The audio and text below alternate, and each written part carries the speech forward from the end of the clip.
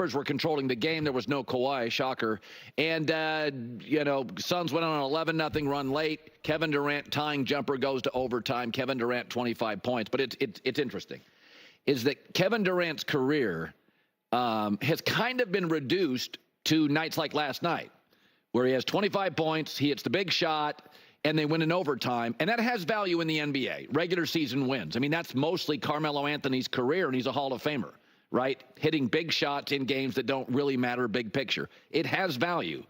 But it's interesting, if you go back just 6 seasons, there was an argument, I didn't believe in it, but a lot of people did that even cover the league, that KD was going to surpass LeBron James.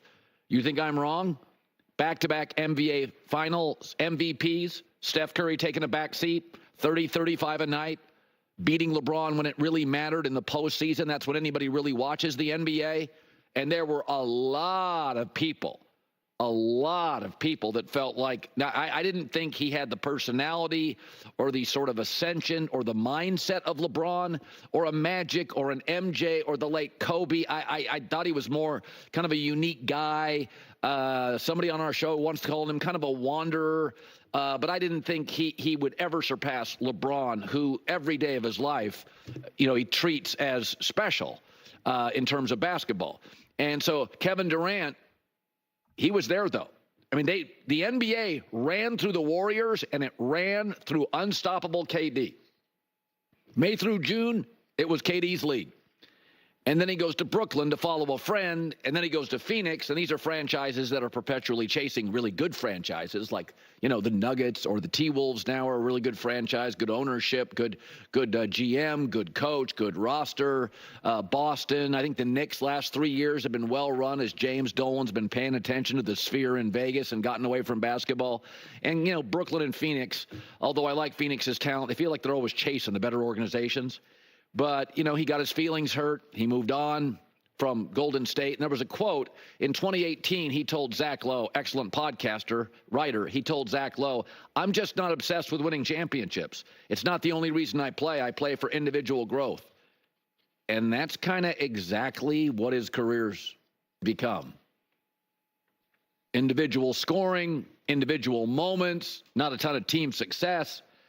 It's from museum to pop up at the mall. Like it just doesn't matter as much. Oh my God. It's just kind of disappearing into the ether.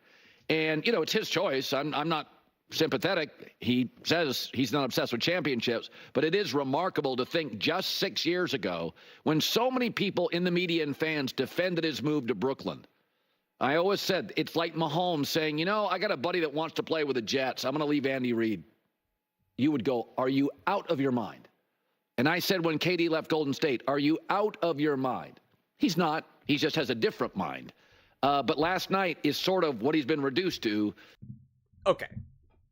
This is driving me nuts because this is so not fair of KD. Okay? I mean, it's just not. First off, it's KD's fault that Kyrie Irving got hurt and, James Harden got hurt with Brooklyn. I mean, that's his fault. And then it was his fault that Kyrie wasn't playing because of all the other political stuff. I mean, come on. They would have won that game. They would have beaten. He almost single-handedly beat the Milwaukee Bucks, who then obviously went on to win the ring. So, and that's not fair. And then now he's getting older. He's an older, not getting older. He is older. He is an old player right now. So, what are you expecting him to do at this point in his career? And don't give me the, LeBron's playing with AD and only won in a bubble. Okay, he only won when he got a 6-month break. Otherwise, they weren't winning any championships. So let's cool the jets here. And you're saying he got his feelings hurt when Golden State. That's also unfair to KD because KD was ripped for his move to the Warriors, and even with his rings, people did not consider. You're saying, everybody was saying that KD is the best and all that. To a degree, that's definitely true. People were absolutely having those conversations. I remember them very vividly.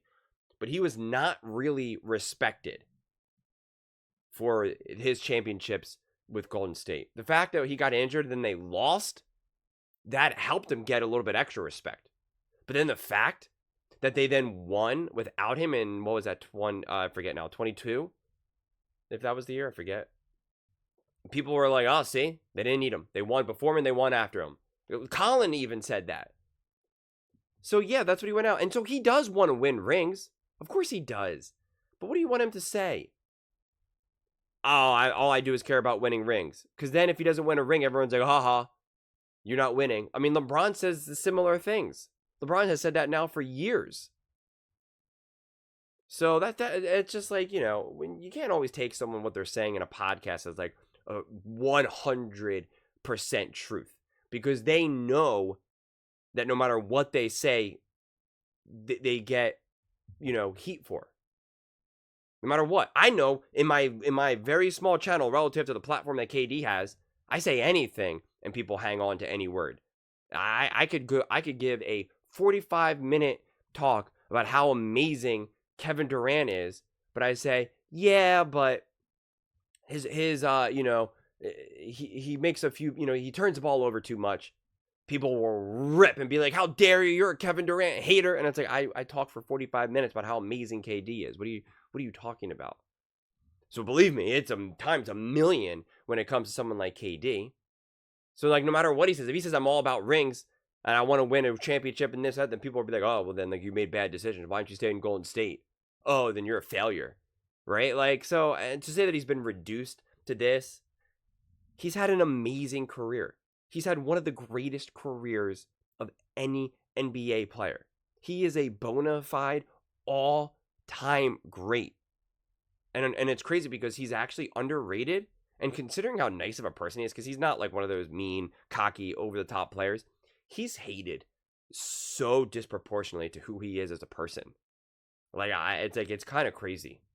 I mean, it really is. Like, even this segment, oh, he got his feelings hurt. Okay, right, that's why. He sought out to go to Brooklyn, right? Like, he did not necessarily feel the love in Golden State. He felt like an outsider looking in, something that nobody wants to feel like, no matter where they are in their life, no matter what they're doing professionally. They want to feel like they belong. He did not feel like he belonged there. He did not feel like he was getting the respect for winning the rings and being a huge reason why they won, which is obvious and clear. So he said, okay, let's go to Brooklyn and try something new. We're going to put together another team. James Harden, Kyrie, let's go. And it worked really well. They just got injured. And it may have been a year or two too late. But I mean, he literally was like a big toe away from winning that game. And then, who knows, against Phoenix. And now when he went to Phoenix, he's just older. So to think that he should just be able to put this team on his back or have these big moments all the time or in the playoffs, it's not fair to him, quite frankly.